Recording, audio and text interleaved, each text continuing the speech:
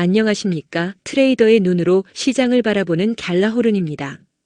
이번 주 개파락하며 미끄러지던 달러 인덱스 선물은 반등하며 갭을 메우고 있습니다. 미 연방준비제도 연준의 FOMC 회의에서 기준금리가 0.25%포인트 인하됐음에도 달러는 오히려 상승을 이어갔습니다. 이미 재료가 시장 가격에 반영돼 막상 금리 인하라는 결과가 공개됐을 때 시장은 결과보다는 그 결과가 도출된 이유를 생각하면 차분하게 반응한 결과로 보입니다. 일간 차트에서 달러 인덱스 선물은 일시적으로 96을 하회하기도 했지만 96선에서 지지를 확인했다는 성과를 얻었습니다. 달러가 상승세를 이어갈지 여부는 97.50대에 있는 20일 이동평균선과 99.10대에 있는 120일 지수 이동평균선을 어떻게 통과하느냐를 가지고 판단해야겠습니다. 그동안 달러는 일간 차트에서 20일 이동평균선을 축으로 등락을 거듭하는 모습을 보여왔습니다. 달러가 20일 이동선을 넘어선다면 이번에도 21선 의인력에 이끌려 다시 하락할지 새로운 상승 국면을 만들어갈지 주목해야겠습니다. 20일 이동평균선 위에는 120일 지수 이동평균선이 있습니다. 달러는 120일 지수 이동선 돌파는 고사하고 120일 지수선 부근까지 접근하는 것도 버거워할 정도로 무기력한 모습을 보였습니다.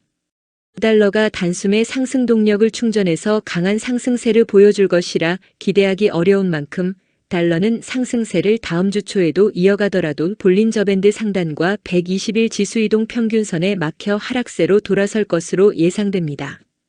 그러면 투자자들의 관심사는 지금까지 지지대로 버텨온 96대가 그 기능을 계속 수행할지 여부가 될 텐데 단기적으로는 96대가 지지대로 작동할 것으로 보입니다. 주간 차트에서 달러는 긴 머리와 꼬리를 남기면서 횡보하는 모습을 보이고 있습니다. 달러는 에너지를 축적하며 크게 도약할 것이라 추측해 볼 수 있는데 단기적으로 100선을 뛰어넘지 못하고 상승을 멈출 것으로 보입니다. 하락하던 달러 인덱스는 한때 95.8대까지 밀려나기도 했지만 이를 노이즈로 본다면 96대에서 지지를 받고 반등했습니다.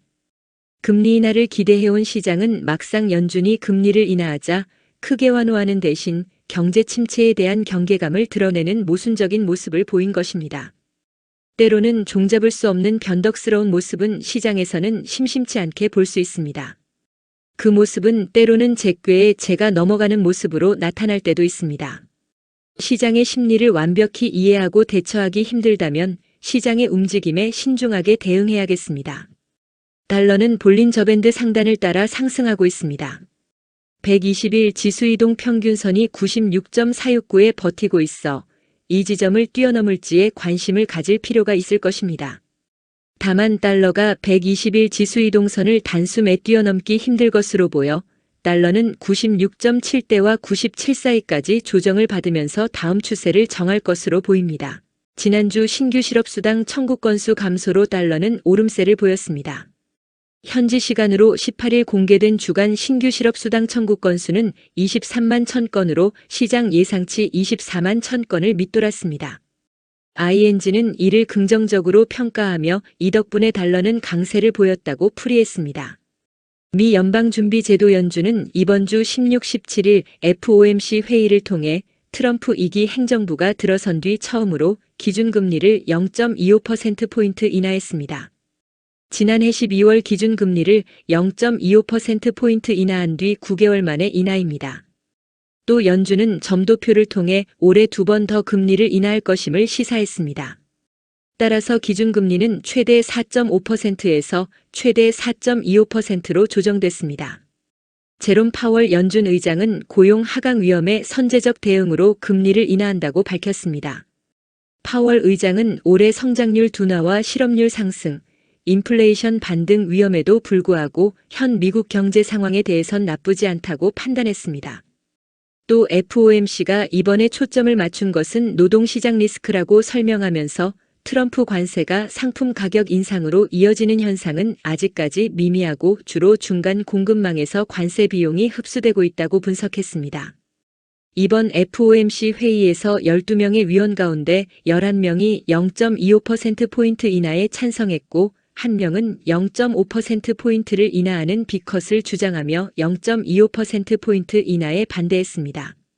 연준이 앞으로 추가 금리 인하를 시사한 가운데 연준에서 대표적 매파인사인 닐 카시카리 미니애폴리스 연방준비은행 총재는 현지 시간으로 19일 올해 안에 기준금리를 2번 더 내려야 한다고 밝혔습니다. 카시카리 총재는 CNBC 인터뷰에서 도널드 트럼프 대통령의 관세 정책이 장기적으로 인플레이션에 미치는 영향은 제한적이라며 완화적 통화 정책을 이어갈 여지가 있다고 말했습니다. 카시카리는 올해 FOMC에서 의결권이 없으나 2026년에는 투표권을 갖습니다. 이번 회의 전에 금리 인하에 대한 반대 목소리가 월가에서 나왔는데 데이비드 솔로몬 골드만삭스 최고 경영자는 연준이 금리 인하를 서두를 필요가 없다면서 경제 불확실성이 투자를 둔화시킨다고 말했습니다. JP모건 체이스도 연준이 이번 달 금리 인하를 단행하면 오히려 차익 실현 매물이 쏟아질 수 있다고 경고한 바 있습니다. 연준의 FOMC 회의 전 하락하던 달러는 회의 결과 발표 이후 추가 금리 인하 발언에도 불구하고 경기 침체 가능성에 대한 우려로 반등했습니다. 이를 두고 ING는 자금 조달 부담이 낮아져 달러에 대한 해지 수요로 달러의 강세는 제한적일 것으로 내다봤습니다. 미 연방 대법원이 도널드 트럼프 대통령의 글로벌 관세에 대한 심리 날짜를 11월 5일로 정하고 트럼프 대통령은 리사 쿡 연준 이사를 해고할 수 있게 해달라고 연방 대법원에 요청하자 시장은 이에 대한 경계감을 드러내고 있습니다. 또 연준이 9개월 만에 기준금리를 인하하면서 트럼프 대통령의 관세 정책과 맞물려 실물 경제는 위축되는 반면 금융시장만 과열되는 구조적 불균형이 심화하고 있다는 분석이 제기되고 있습니다. 코로나19 팬데믹에 대한 대응으로 시중에 풀린 유동성이 아직 회수되지 않은 가운데 새로운 유동성이 풀리고 있다는 것입니다. 일본 언론인 니혼 게이자이 신문은 연준이 그동안 트럼프 대통령의 금리 인하를 외면한 이유는 이미 투자 자금이 세계 시장에 풀려있기 때문이라고 설명했습니다. 완화 기대감과 풍부한 유동성으로 선진국 증시는 뜨겁게 달아오르고 있으며 한국과 대만 등의 주식도 이번 달 들어 최고치를 기록하고 있고 실물 투자에 들어가야 할 자금도 금융시장으로 유입되고 있습니다. 연준이 고용 하방 리스크를 금리 인하 이유로 들었지만 고용시장 악화 원인은 금리가 아닌 관세라고 니혼 게이자이는 평가했습니다. 한편 시카고 상품 거래소 패드워치에 따르면 다음 달 29일 연준이 추가로 기준금리를 0.25%포인트 인하할 확률을 91.9%로 보고 가격에 반영했습니다.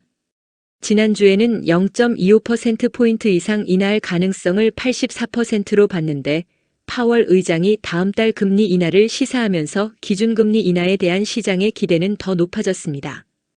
여러분은 현재 외환시장에 대해 어떻게 생각하시는지 댓글에 여러분의 생각을 남겨주시면 감사하겠습니다.